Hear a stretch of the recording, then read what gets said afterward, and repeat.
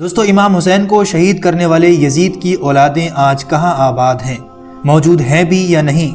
اور اگر موجود ہیں تو کس دیش میں پائی جاتی ہیں؟ اور آپ کو حیرانی ہوگی کہ اس کی ایک پیڑھی کا تعلق ہمارے دیش ہندوستان سے بھی ہے، اور وہ کس علاقے میں رہتے ہیں یہ بھی آپ کو بتائیں گے۔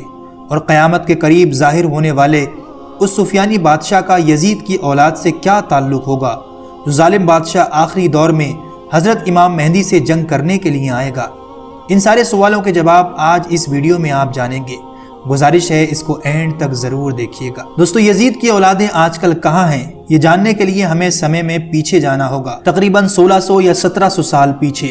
یزید کا شجرہ امیہ کے دوسرے بیٹے حرب سے ملتا ہے، اور حرب دوستو وہ شخص تھا جو حضور صلی اللہ علیہ وسلم کے دادا عبد المطلب کے چوٹی کے دشمنوں میں شمار کیا جاتا تھا، جس نے ہر مورچے پر عبد المطلب سے اختلاف کیا، یہاں تک کہ انہیں جان سے مارنے کی بھی کوشش کی۔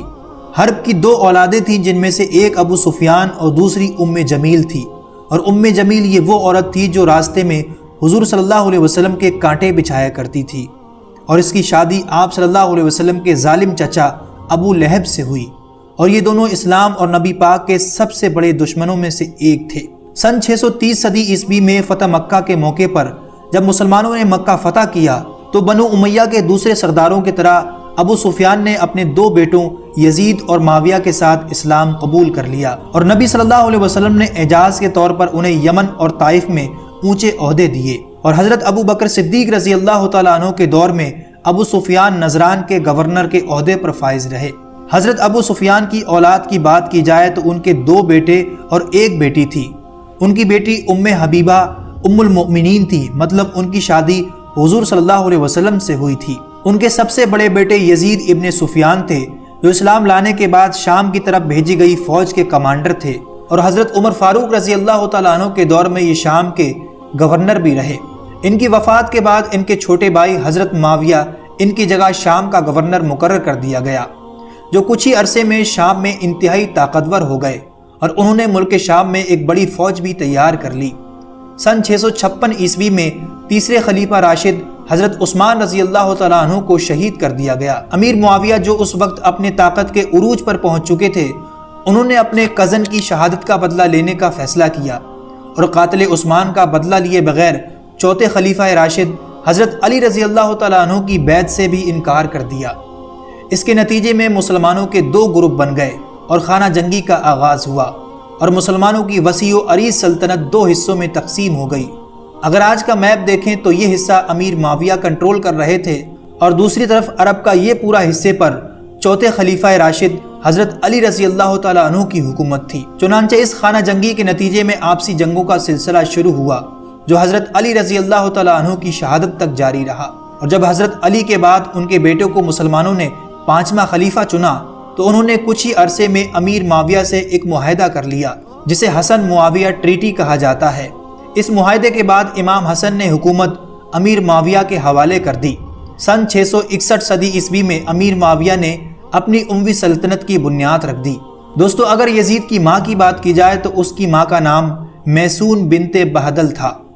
23 جولائی 645 عیسوی کو ان کے ہاں ایک بیٹا پیدا ہوا، جس کا نام حضرت امیر معاویہ نے اپنے بڑے بھائی کے نام پر یزید رکھا۔ دوستو، حالات اس وقت کچھ زیادہ خراب ہونے لگے کہ جب سن 676 عیسوی میں یزید کو اپنا جانشین نامزد کر دیا، اور ان کا یہ اقدام مسلمانوں کو ناقابل منظور تھا، کیونکہ اس سے پہلے مدینے میں لوگوں کی رائے سے خلیفہ چنا جاتا تھا۔ حضرت امیر معاویہ کی وفات کے بعد جب یزید تخت پر بیٹھا تو ایک بہت بڑے فتنے کا آغاز ہوا۔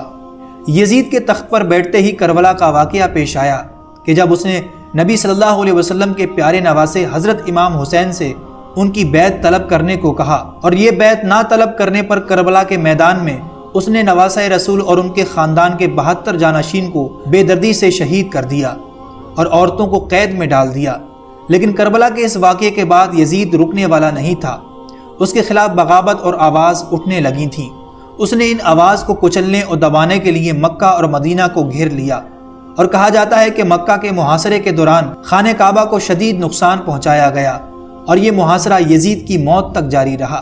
اگر یزید کی اولاد کی بات کی جائے تو اس کے بچوں میں سے سب سے اہم 3 بیٹے اور 1 بیٹی تھی، اور اس کی موت کے بعد اس کا سب سے بڑا بیٹا معاویہ دوم تخت نشین ہوا۔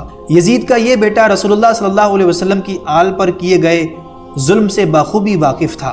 اس نے اپنے باپ دادا کی طرز پر حکومت کرنے سے انکار کر دیا۔ اس کا یہ نتیجہ ہوا کہ کچھ ہی عرصے بعد اس کو زہر دے دیا گیا۔ اب چونکہ معاویہ دوم کی کوئی اولاد نہیں تھی اور اس کے سارے بھائی بھی بہت چھوٹے تھے، تو اس کے انتقال کے بعد حکومت بنو امیہ کی سفیانی شاخت سے مروانی شاخت میں منتقل ہو گئی، اور امیر معاویہ کا ایک چچا زاد بھائی مروان بن حکم تخت پر کنٹرول پانے میں کامیاب ہو گیا، جس کے بعد اگلے آنے والے تمام حکمران مروان ہی کی نسل سے تھے۔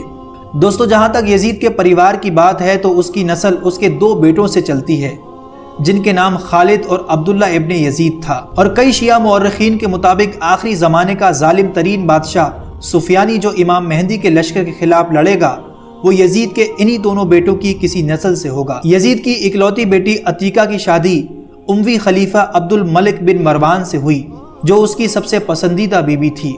اگر موجودہ دور میں سفیانی لائن یعنی یزید کے دونوں بیٹوں خالد اور عبداللہ کی نسل آج بھی ملک شام یعنی سیریا میں آباد ہے، اور آج یہ لوگ وہاں کے مقامی لوگوں میں گھل مل چکے ہیں۔ اگر مروانی لائن کی بات کی جائے تو بنو امیہ کے آخری حکمران مروان دوم کی نسل دنیا کے مختلف علاقوں میں آباد ہوئی، جیسے کہ سوڈان، اسپین، وہیں شمالی افریقہ میں پائے جانے والے کچھ قبائل مروان بن حکم سے ہونے کا دعویٰ کرتے ہیں، اور آخر میں ہمارے ہندوستان کے شہر تمل ناڈو میں پائے جانے والے کونا خاندان کے لوگ مروان 2 کی اولاد سے ہیں، جو عباسی حکومت کے ٹیک اوور کرنے کے بعد ان کے پوربج اپنی جان بچا کر ساؤتھ انڈیا بھاگ آئے تھے۔